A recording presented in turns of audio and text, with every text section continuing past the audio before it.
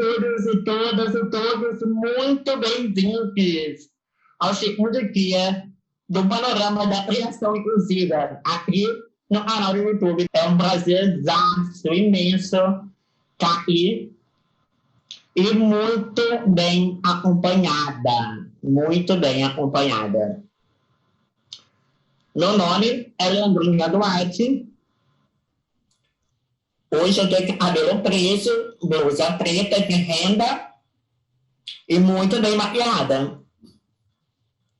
Agora eu vou pedir para Colin se apresente. Meu convidado de hoje.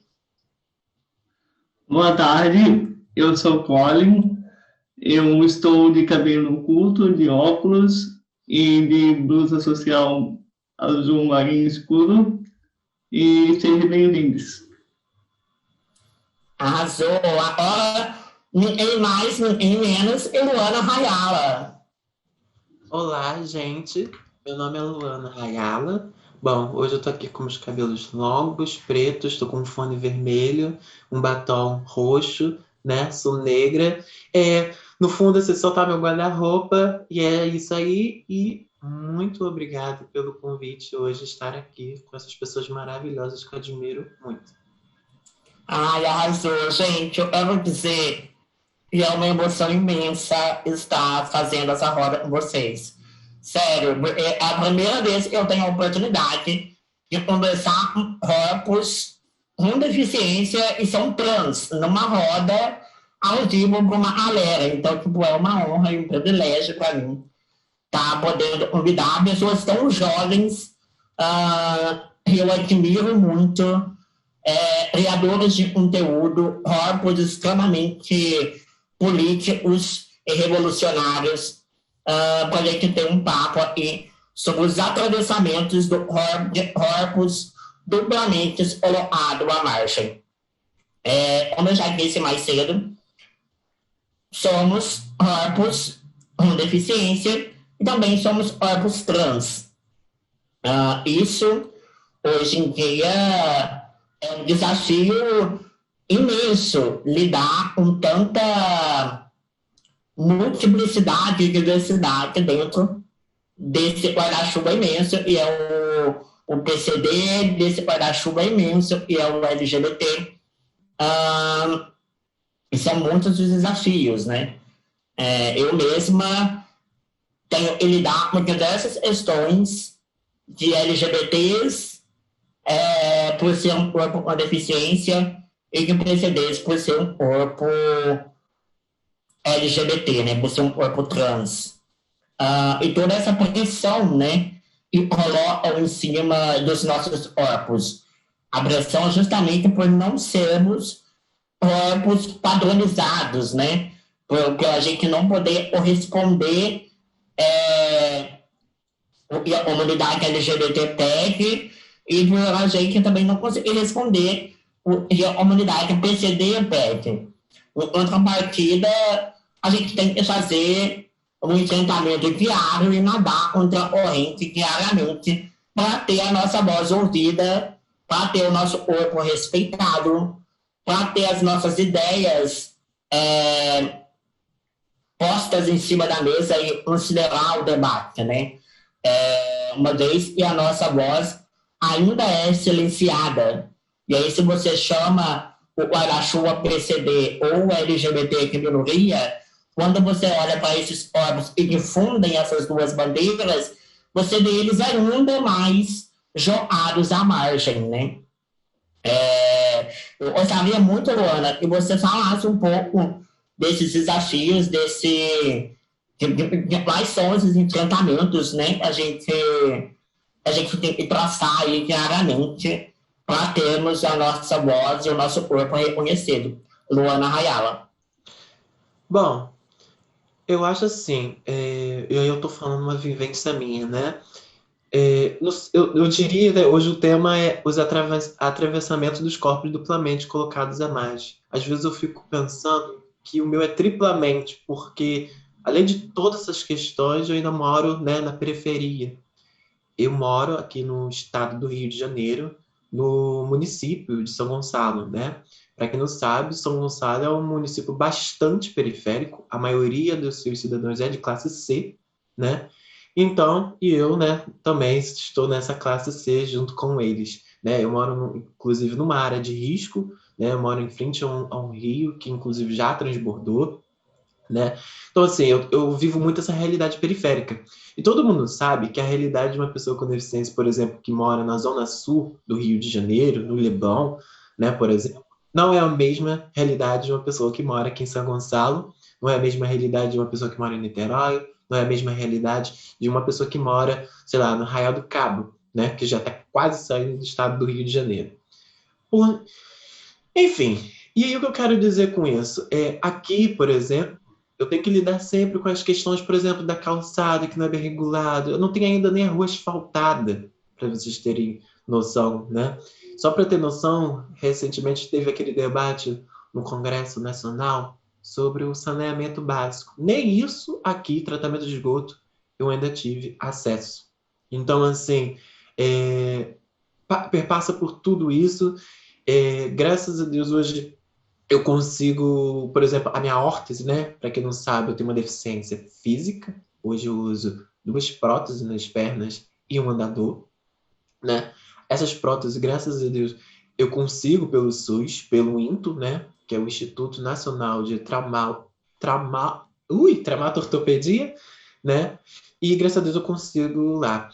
Enfim, então a realidade de uma pessoa, né, que mora na periferia, ela é muito pesada, né? Tem pessoas, né, que eu conheço aqui mesmo, perto de casa, que mora, inclusive eu já morei, né, no topo do morro, né?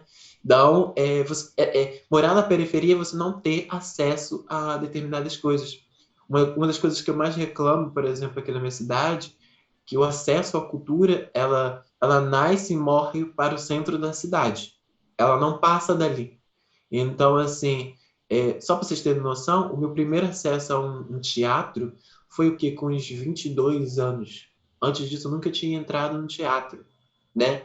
Por exemplo, todo mundo fala muito, você já foi no Cristo, né, e tal. Gente, eu nunca nem pisei no Cristo. Eu digo que o Cristo é só para os gringos verem, porque para os próprios moradores não é.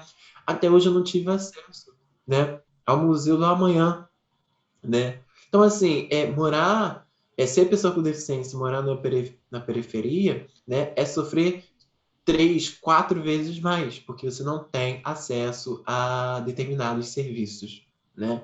Então, assim, a gente tem que, como a Leandria falou, a gente tem que ter empatia da diversidade que existe dentro, né, do campo das pessoas com deficiência, né? E muitas vezes isso não acontece. E aí, passando, né, para a ideia né, de eu ser uma pessoa trans, foi muito complicado também, né? Porque eu tive todas essas questões, né, de ser uma pessoa com deficiência, e depois eu tive que lidar com a questão de ser uma pessoa trans. E sempre me pergunto, Lando, o que foi mais fácil você aceitar? Pessoa trans e uma pessoa com deficiência. Olha, foi muito mais difícil aceitar que eu era uma pessoa trans, né? E foi mais difícil também para a minha família. Eu tive muitos problemas com meu pai, né? Hoje está tudo tranquilo, mas uma barra, né? Foi uma barra enfrentar isso. Assim, questão de nome social na escola também. Acho que muitas pessoas trans, né, passam por isso, mas olha só como era a questão, né, do banheiro trans no ensino médio. Existe o banheiro para pessoa com deficiência lá, mas ele ficava no segundo andar e, além disso, era usado, como eu acho que todo mundo sabe, na maioria do Brasil, é usado para colocar produtos de limpeza, né? Ou quando também dispensa, né? Enfim, então quer dizer, seria, vamos dizer assim, um mecanismo para fugir, né, de todo aquele trauma para entrar num banheiro feminino, mas na prática não teve nem como eu fazer isso. Então eu tinha que entrar no banheiro feminino. Só que acontece, eu sempre falo isso, no ensino fundamental e médio, eu passei praticamente, eu estudava de tarde, né? Então era de 1 hora da tarde até 5 horas da tarde. E eu sei o que é muito bem, já virei especialista do que é aprender o xixi. Porque eu passava esse tempo todo sem ir ao banheiro, eu só ia no banheiro quando eu chegava em casa, né, por causa de todos esses traumas que se tinha, né, naquela época. Então, assim, eu quero assim, que isso aqui seja uma conversa, né? Eu quero que a Leandrinha, o Cole venha com questões, porque eu não quero ficar falando aqui, eu quero que vocês venham com as perguntas. Arrasou. Antes de mais nada, eu gostaria de fazer um lembrete. A nossa live, ela está sem legenda por conta da acessibilidade não contemplar os corpos. No caso, eu e o Colin, a gente tem dificuldade na nossa fala. O aplicativo de legenda automática inviabiliza a utilização da legenda. Então, distorce o que a gente fala. Então, acho que aí um recado também para esses criadores de software melhorar e a gente possa agora usar legenda automática, né? Mesmo quando esses aplicativos melhorarem. Colin, agora com você, meu amor. Eu queria que você falasse, Colin. Primeiro, eu gostaria que você explicasse o que é capacitismo. Eu gostaria que você trouxesse a sua experiência com capacitismo dentro do movimento LGBT. Então, o capacitismo, de uma forma bem mais resumida e mais entendida para todos, eu digo que é parente da LGBTfobia, porque é a exclusão social e física de uma pessoa com deficiência, seja a inacessibilidade entre um espaço físico, a exclusão ou o impedimento de barreiras ou até mesmo social. Um exemplo bem simples em questão do capacitismo no meio LGBT e tanto fora, que quando eu falo que eu sou trans, as pessoas se recusam a acreditar que uma pessoa com deficiência é capaz de ter autonomia ao seu corpo, autonomia da sua sexualidade. Então, a minha passabilidade, muitas vezes, ela é passável por causa da minha deficiência, e não por causa de eu ser uma pessoa passável. Só quero trazer um adendo, que passabilidade é o quanto você se parece mais dentro da norma cisgênera, né? O quanto você parece um homem cis heteronormativo, ou o quanto você parece uma mulher cis heteronormativa, enfim. Olha. Então, aí quando isso acontece, as pessoas ficam questionando coisas sem sentido e também ficam admiradas e automaticamente elas me dão parabéns pela força de coragem, sendo que não faz sentido nenhum você dar parabéns uma pessoa ter autonomia da sua identidade de gênero. Massa. Então, certo. É muito doido porque esse combate ao capacitismo, ele vem muito dentro da meia LGBT, porque criou-se uma ditadura de corpo dentro do movimento LGBT, do qual a gente não atinge, né? E aí eu queria ouvir a Luana falando um pouco dessa ditadura, do quanto é esperado, por exemplo, de nós, mulheres trans, essa imposição do corpo, né? Essa ditadura do corpo, o corpo perfeito. Qual é a receita de bolo para um corpo de uma mulher trans sem deficiência, né? E aí, quando a gente tem um corpo com deficiência, logo a gente já não corresponde de cara essa expectativa, né, Luana? Sim. É muito complicado essa ditadura eu acredito que eu sofri um bom tempo com ela, né? Porque assim, eu vivo muito assim próxima com as meninas, né, que trabalham na rua na noite, né? Eu tenho várias amigas, minha melhor amiga inclusive, né, tem essa profissão. E aí eu senti muito forte essa ditadura por causa do bendito silicone industrial, né?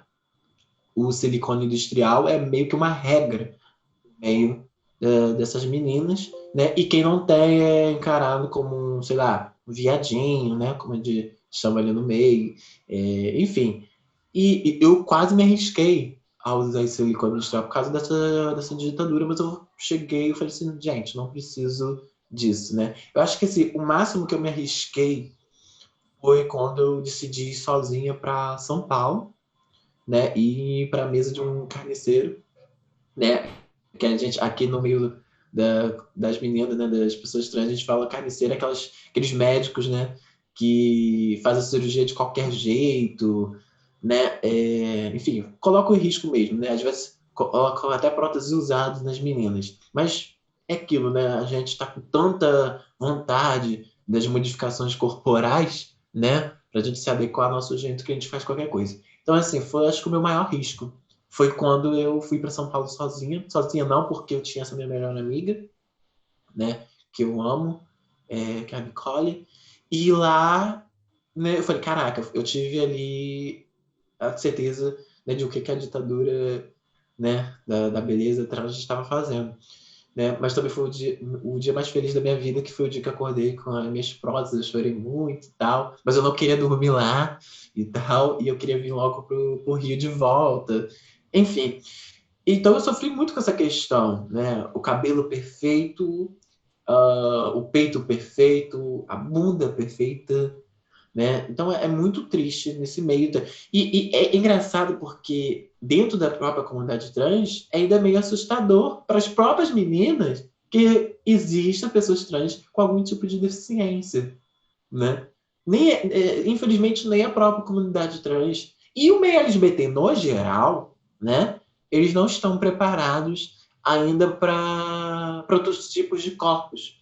Eu digo, por exemplo, na questão do movimento social mesmo, LGBT, que eu digo que em alguns movimentos, algumas ONGs que fazem alguns eventos, um dia eu vou fazer um protesto. Qual vai ser meu protesto? Eu vou sentar na escada e ficar ali sentado. Por que eu estou falando isso? Porque geralmente os eventos é sempre em lugares que tem muita escada, não tem elevador, né? E é muito complicado. Só que o que esses movimentos, como eles se comportam, né? Como eles se acostumaram? Se acostumaram porque sabe que a Luana é afrontosa e sobe a escada, mesmo que seja gateando, né? Então eles se acostumaram que eu sou afrontosa, que eu subo mesmo a escada, não importa como. E acho que todas as pessoas com deficiência vão fazer isso, mas não vão, né? A Luana é a Luana, né? Então eu acho que qualquer dia desse eu vou fazer um protesto de sentar na escada. Falei, então, tô esperando vocês descerem o evento, né? Eu já fiz isso, foi no movimento social, né, que no movimento social, movimento estudantil, que hoje é uma das minhas maiores críticas. Para quem não sabe, sou a primeira diretora trans do DCE, da Universidade Federal Fluminense. E lá no movimento estudantil eu fiquei muito chateada, porque fizeram o CONUE, que é o Congresso Estadual dos Estudantes, lugar nada acessível. Não abriram o banheiro para pessoa com deficiência, né? O campus, por si só, ele é super distante de tudo. Eu tive que andar de Uber lá dentro, assim, para mim, que na minha universidade eu não preciso disso, para mim foi assustador, né? Tudo era muito distante.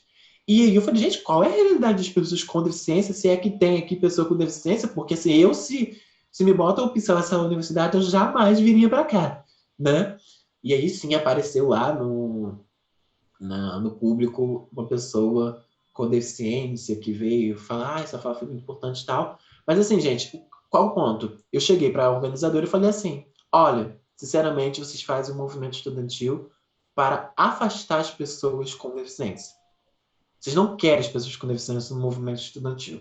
Vocês querem deixar naquela panelinha, né? E aí ela falou, não, porque eles estão no governo Bolsonaro e tal, e essa universidade foi a única que abriu as portas pra gente. Aí eu falei assim, então você está me dizendo que se o governo Bolsonaro ele pressiona o movimento estudantil, se ele pressiona a universidade, então não vai ter congresso? É isso? Então agora eu quero ver a militância de verdade, pegar aquele congresso e botar no campinho de futebol. Vamos botar no campinho de futebol?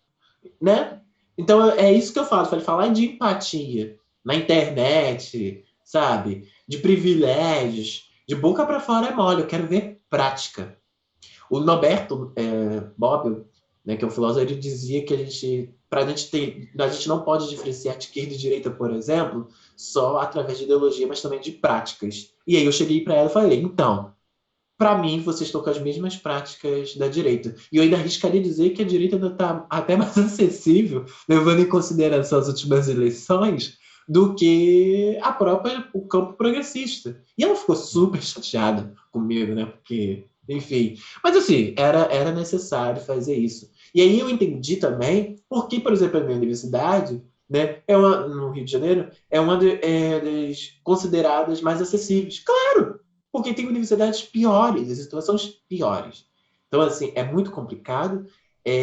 Outra questão também, né, eu acho que a Leandrina já vai falar sobre questão mais especificamente disso, é relação, por exemplo, amorosa mesmo, né?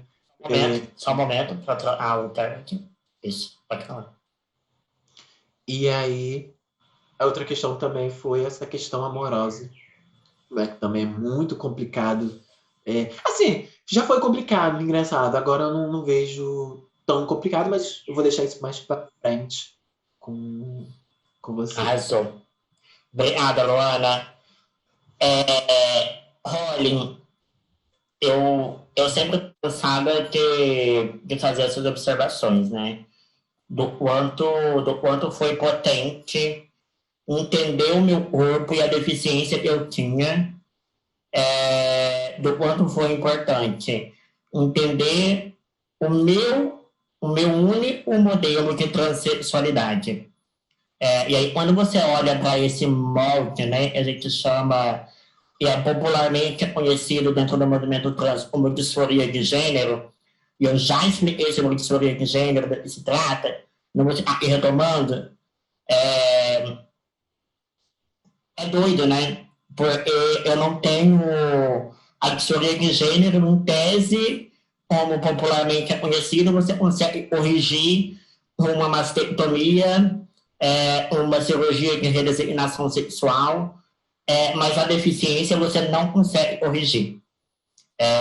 Você sempre vai ser um corpo deficiente, um corpo torto, um corpo aleijado, um corpo que foge da norma. E aí é onde o nosso empoderamento, né, ele é abafado, né? Ele é alicerçado, ele é ancorado. Porque a gente ainda tem que resolver as nossas com um corpo com deficiência. A gente tem que resolver as nossas questões por ser esse corpo, primeiro, que difere dos outros corpos e agora buscar a sua própria transexualidade, né? O seu modelo de transexualidade. Porque é o seu modelo particular, né? A gente não tem outras referências. Eu lá atrás, eu olhava para os lados e não via outros corpos com deficiência que são trans. E como isso foi para você, essa descoberta que lidar com essa transexualidade era tua e não tinha como você comparar outros meninos trans, e também com a relação com o teu corpo com deficiência? Como isso foi isso? Então, quando eu me entendi como uma pessoa trans, um homem trans, eu busquei referências na internet. Hoje em dia o YouTube tem muito conteúdo relacionado a isso, e eu fui atrás, só que me incomodava, porque por mais que eu procurava, por mais que eu escutava, eu entendia muito mais como o que é ser trans, eu não conseguia me identificar com nenhuma narrativa. E eu fiquei me questionando, aonde que estão as pessoas com deficiência? E muitas vezes as pessoas, quando eu falava sobre transexualidade, elas traziam muito forte a questão da disforia, só que eu, como uma pessoa trans com deficiência, A minha única disforia em si, ao meu corpo, é o jeito que eu ando torto, é o jeito que eu gesticulo, é o jeito que eu falo, é o jeito que, por mais que, por mais que seja, entre aspas, comum, por sempre ter vivido assim, é um incômodo que eu sempre vou carregar e sempre carreguei. Não é uma cirurgia que vai modificar essa minha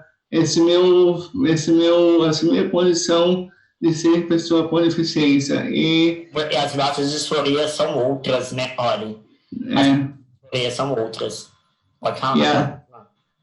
E até porque eu fiquei muito incomodado, porque quando eu comecei a pesquisar sobre transgeneridade, eu via muito corpos padrão, e o meu não se encaixa em nenhum padrão.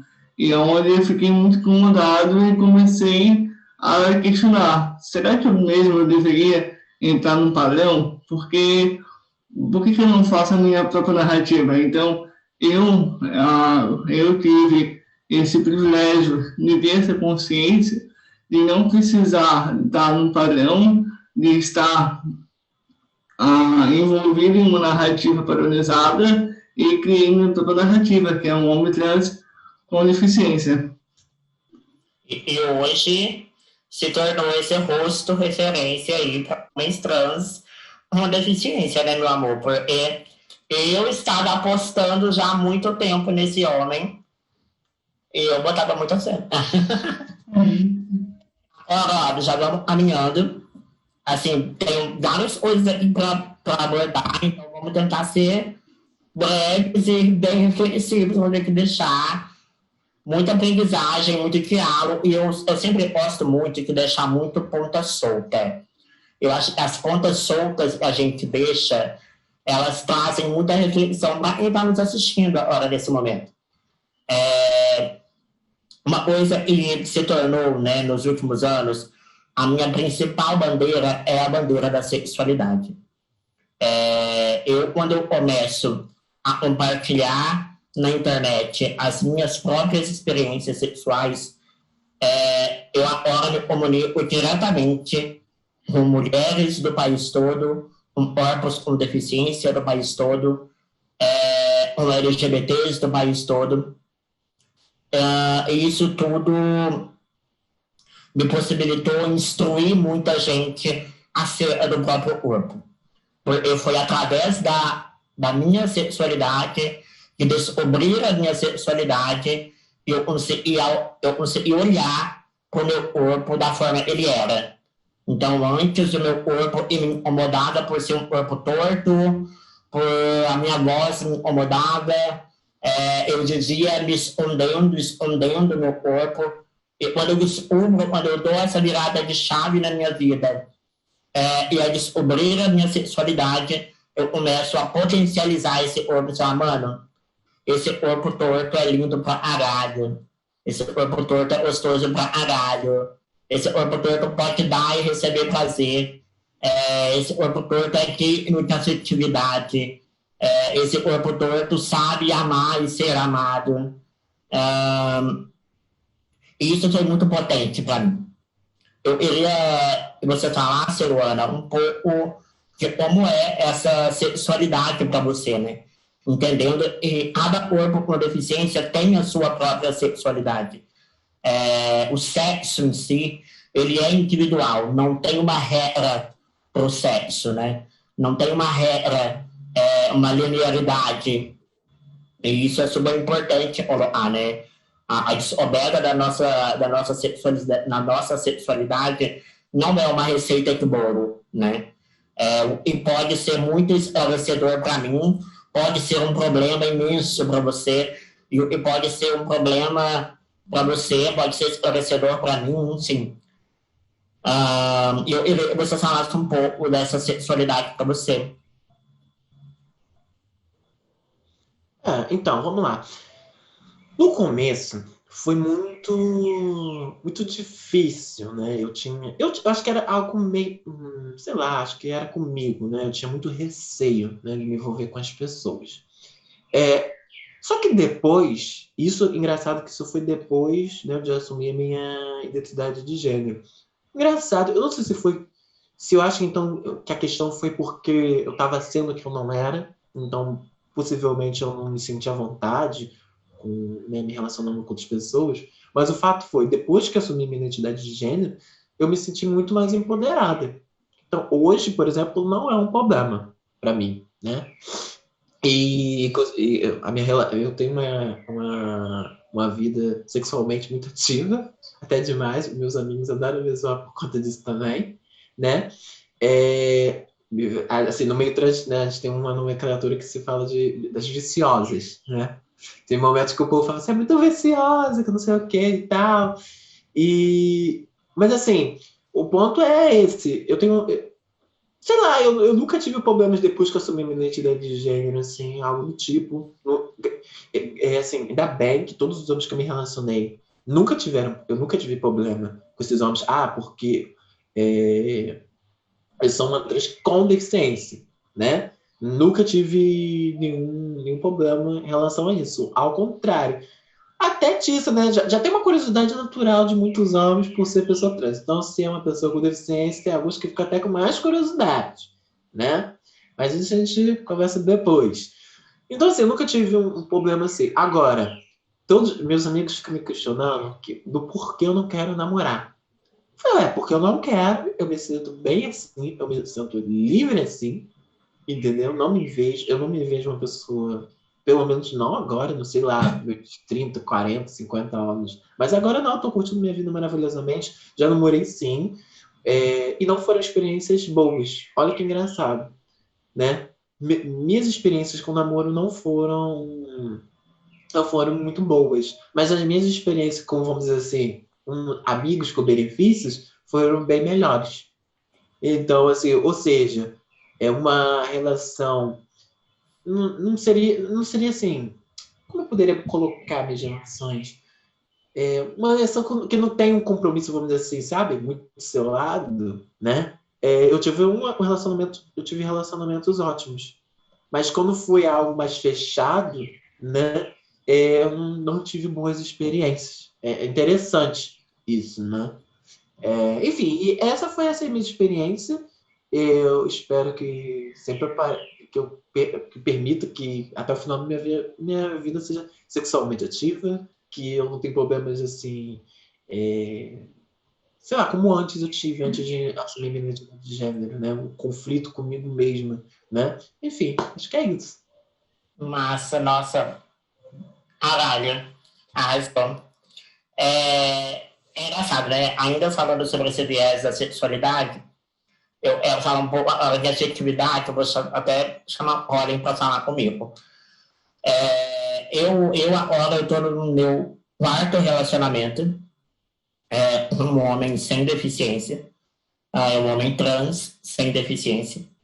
E eu sempre gostei muito de namorar, mesmo tendo namorado muito pouco. Eu apostava muito nesses relacionamentos que você falou, Luana, não sei o que, com benefícios. Só um momento, eu vou descobrir a palavra. Amigos com benefício? Amigos com benefício. Amigos com benefício é a melhor descrição para sexo casual. E mesmo tendo acesso, né, a esses amigos com benefício, eu sempre namorei muito pouco. Porque eu apostava muito pouco também em relações afetivas. É isso, né? Por ser um corpo trans, e por ser um corpo com deficiência, a gente também é hipersexualizado, né? Então as pessoas querem a gente para transar com a gente, né? E isso às escuras, né? Isso no sigilo. Mas quando é para botar uma aliança na mão da gente, isso é um tabu muito grande, né? Porque ainda é um tabu muito grande ver um corpo com deficiência se relacionando, tendo acesso à afetividade, né? E aí, olha, eu gostaria muito que você falasse, porque eu tenho uma noção muito grande também eu costumo falar sobre privilégios, mas eu não sei se é privilégios, né? Eu imagino que tudo isso, a gente está no mesmo barco, a diferença é que estamos sentados em lugares diferentes desse barco. E alguns de nós temos bote salva-vidas, outros não, outros têm um remo, outros não. É, então, a gente sempre está no mesmo barco no final das contas.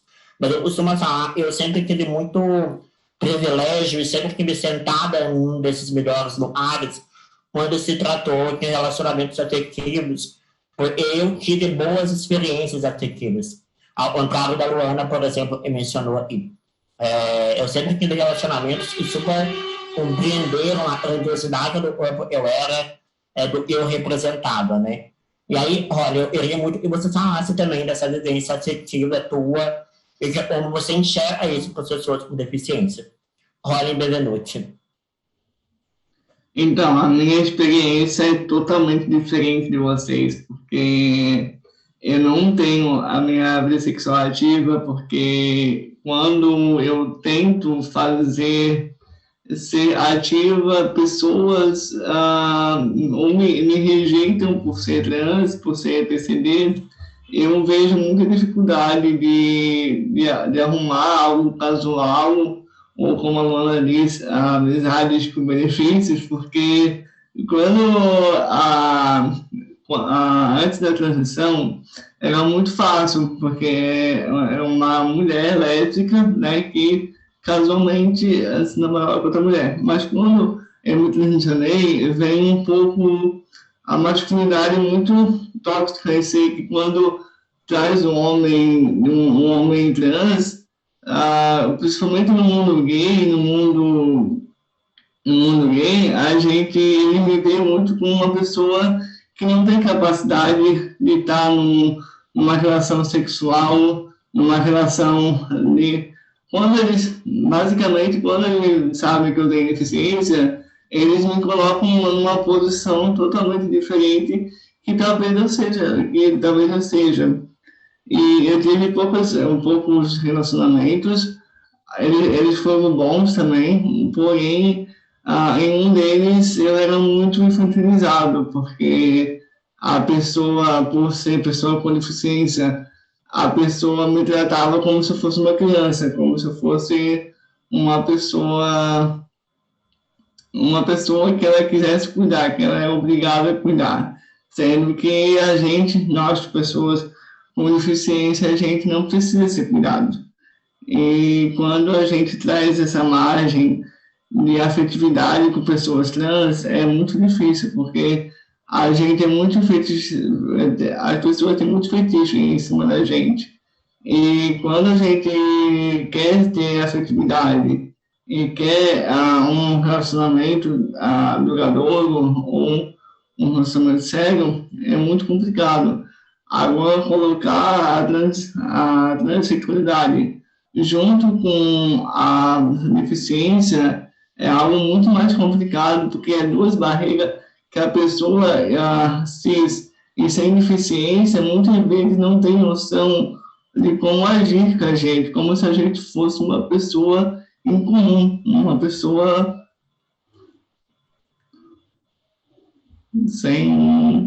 uma pessoa que a gente não fosse capaz de ter uma relação sexual ativa, uma amorosa ativa. É isso. Muito massa. Eu acho que aí que tá as potências desse tipo de conversa, né? São três corpos totalmente diferentes. São três vivências totalmente diferentes. E falando de lugares diferentes, né?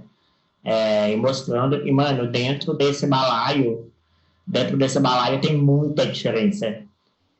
Não dá para você pegar todas as pessoas trans com deficiência e colocar juntas para falar a mesma língua. Isso é impossível, né? A gente é muito plural, né? Dentro dessa diversidade, a gente é muito plural.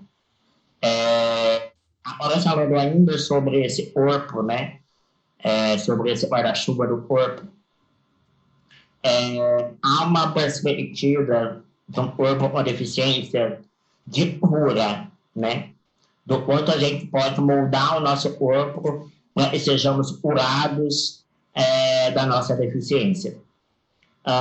E para o corpo com deficiência, para o corpo trans, há também essa perspectiva de modificação em busca de ficar o mais perto da cis-heteronormatividade, por exemplo, né? E aí isso tem milhões de contextos, né?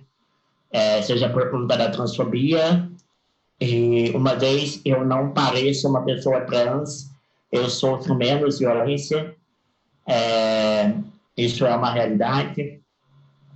Uma vez eu tenho um desconforto com o meu corpo e eu preciso modificar o meu corpo, e eu gostaria muito de ouvir isso com você, Luana. Eu vou passar por Colin também, porque eu, em particular, eu não tenho nenhuma questão com o meu corpo mais.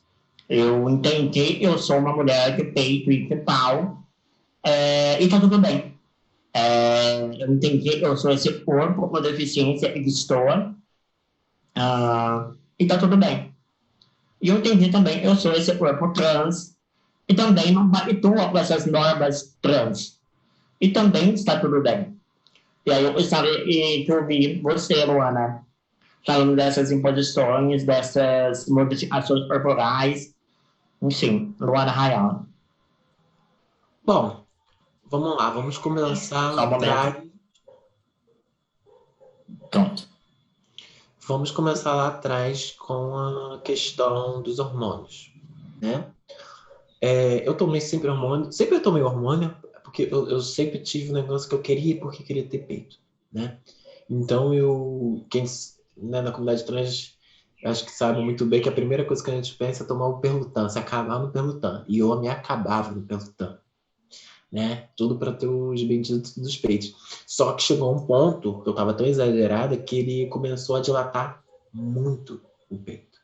Isso não é um sinal bom, gente, tá? Não é um sinal bom, né? E aí eu falei, gente, não. Fora isso, tipo, eu tava gastando dinheiro demais com hormônio e eu fiz as minhas anotações falando, dinheiro que eu já gastei hormônio eu poderia já ter botado mais próteses, sabe? Então, o que eu decidi? Decidi, como eu já contei anteriormente, ir para São Paulo, né, que era um preço mais acessível para mim, né? Juntei moeda por moeda, desde acho que meus 15 anos, se não me engano, eu já estava juntando. Eu operei com 21, 22 por aí, né, para eu colocar meus peitos, né? Enfim, então começou com os hormônios e aí, né, já com essa ideia de mudança corporal, depois veio as próteses. Hoje em dia, mano, você mudaria alguma coisa? Olha, se eu tivesse dinheiro, eu pensaria sim em fazer resignação, né? Mas eu penso também na questão da deficiência, né? Tava contando... A redesignação sexual ou a cirurgia popularmente conhecida como mudança de sexo, né? Sim. Eu estava conversando anteriormente, antes de a gente entrar ao vivo, né, que eu tenho várias vezes vontade de fazer, até porque agora eu me sinto mais confiante que eu tenho uma amiga próxima que fez, né? Só que eu acho que meu corpo não aguentaria, né? Por que eu tô falando isso? Antes de a minha primeira cirurgia da vida foi em relação à minha deficiência, que foi nos quadris, né? E o médico, ele falou, olha, eu não vou... Porque, assim, gente, eu teria que fazer outra cirurgia que seria nos pés, né? E ele falou assim, ó, não vou mexer mais em você. Porque eu tenho também um problema de coração, que foi a sequela, né? Da gestão da minha mãe, porque minha deficiência veio com uma gestão que minha mãe teve toda problemática. E ele falou, olha, eu não vou mexer mais em você por causa da sua parte cardíaca, né? Você não sobreviveria possivelmente. É muito arriscado, né? Então eu penso justamente nesse ponto. Por exemplo, nessa cirurgia mesmo que eu fiz, por exemplo, super me arrisquei, né? Porque inclusive eu estava com receio, falei, gente, qual será que é a anestesia que essa pessoa vai usar? Né? Porque o que pega é anestesia muitas vezes, né?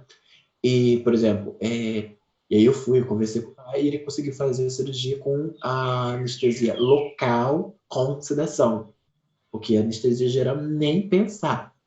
E claro, gente, que essa seja né, popularmente conhecida como mudança de sexo, seria com certeza geral, né?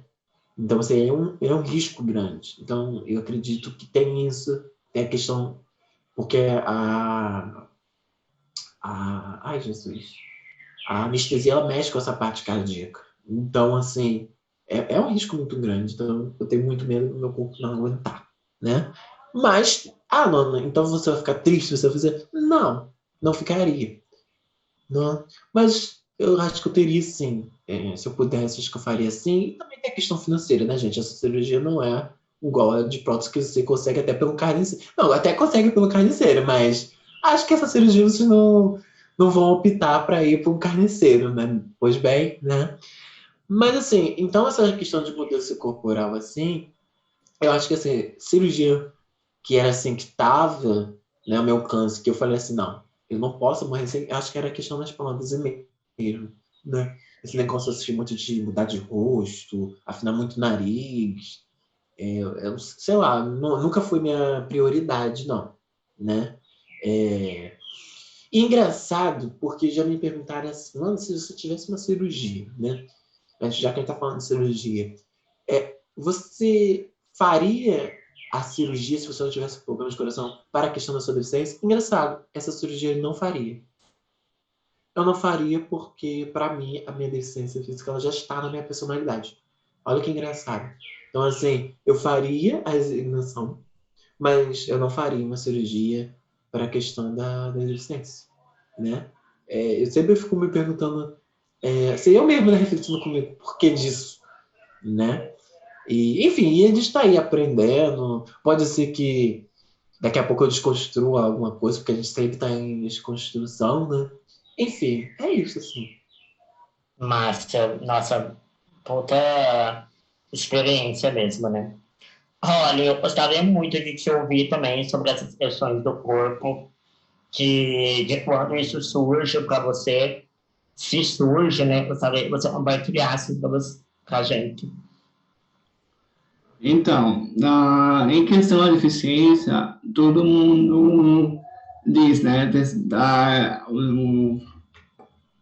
O conhecido capacitismo, que a pessoa me conhece e já diz que Deus vai me curar para eu andar.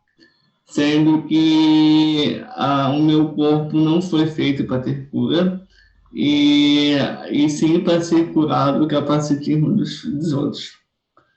E quando eu penso em questão do meu corpo com deficiência, eu aprendi que, por mais que eu tenha um jeito torto de andar, a fala diferente e a cadeira de rodas, eu sou um corpo que pode ter várias possibilidades. E enquanto pessoa trans, um homem trans, eu não vejo nada como mudar, porque eu me sinto um homem totalmente homem, com seios, com uma vagina, então não tem por que mudar, porque eu quero fazer parte desse universo imenso de corpos diferentes, aonde que a gente se encontra. E a única coisa que eu faria é a mastectomia por questões de acessibilidade, porque a mastectomia eu uso um binder, que é o seio para segurar, para esconder os seios, é a faixa, e eu não consigo colocá-la. Então, eu faria só essa cirurgia por questões de poder colocar a roupa sozinho sem precisar de ajuda. Márcia. Como você olha para essa questão? Você acha que isso foi imposto para cima de corpos trans? Como você avalia, Rollins? Você acha que isso é regra? Então, eu uso para colocar a faixa, né? É isso, Leninha? Oi? O uso do baile que tu quer falar? Sim, também. Então, eu não acho regra. Inclusive, eu admiro muitas pessoas, homens trans, que não usam um baile. mas eu particularmente gosto de estar numa posição social onde que eu não posso de ser visto como um homem com seios. Por exemplo, eu não me importo de olhar no espelho e me ver com seios. Não me importo de tirar a roupa, mas eu não gosto de ser visto socialmente visto como um homem com seios. Mas também por conta da transfobia, né? Que eu tenho uma passabilidade um pouco alta e se alguém me ver com seios, ou essa passabilidade acaba, ou a curiosidade das pessoas de fazer perguntas desconfortáveis e comentários desconfortáveis é muito mais incômodos. Sim. Nossa, eu, assim, já me dá uma perda no coração que tá alinhando pro final, meu Deus. Ai, que tristeza. Eu ia ir conversando horas e horas e horas com Luana Rayala e Elber Denucci. Sem dúvida nenhuma, mais uma vez, é muito potente quando a gente tem corpos trans com deficiência falando. Eu não sei se vocês estão nos assistindo, tem a noção do quão grande e histórico e revolucionário qual é roda de conversa, qual é debate de corpos trans com deficiência. Luana Rayala e Rolin Bevenuti são jovens pensadores aí estão desbravando o movimento de pessoas com deficiência, desbravando o movimento trans e colocando uma linguagem que não é nova. Essa linguagem não é nova, sabe? A gente não surgiu nos últimos 2 anos, a gente não surgiu nos últimos 3 anos. Pessoas com deficiências trans sempre existiram e foram invisibilizadas. Antes de encerrar, eu gostaria que Luana Rayala fizesse suas considerações e falasse como eu encontro você nas redes sociais.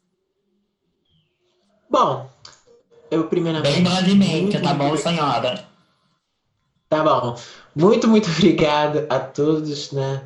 O Panorama por ter me convidado, a Leandrinha, né?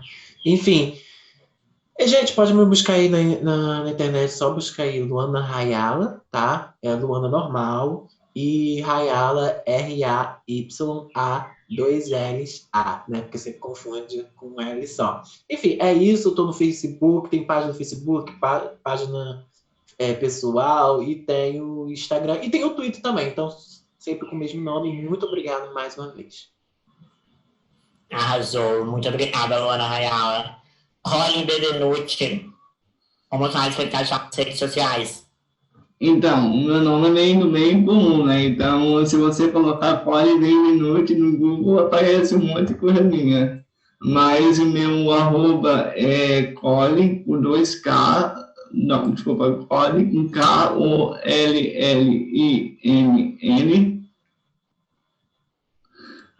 B, e um B no final.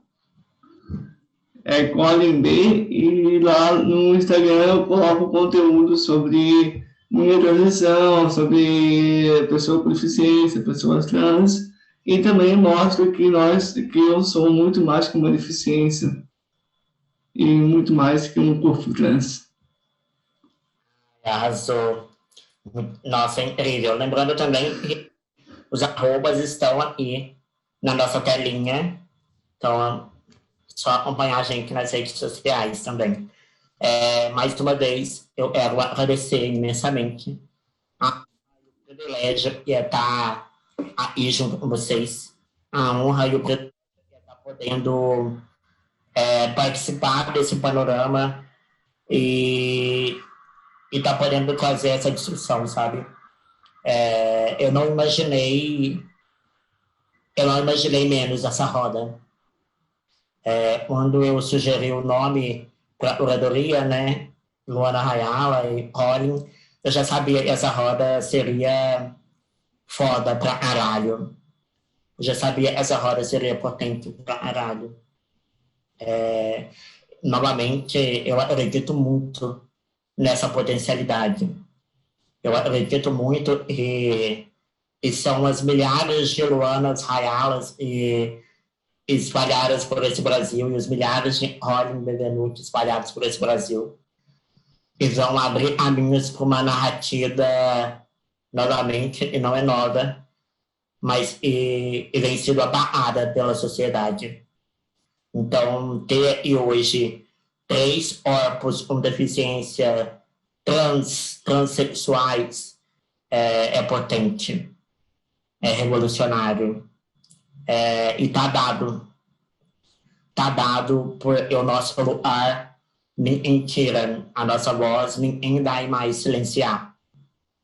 O mundo com capacitismo, sem capacitismo, com LGBTfobia, sem LGBTfobia, a gente já tá na rua dando a cara.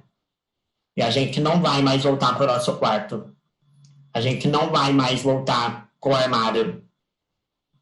Agora a ideia é, sem dúvida nenhuma, formar novas lideranças, passar novas linguagens. Rolling e Luana fazem isso muito bem. Muito bem, muito bem. Novamente, de ficar emocionada mesmo de estar aqui. Eu agradeço imensamente. Continuem acompanhando a nossa programação do Panorama. E vamos. Até a próxima!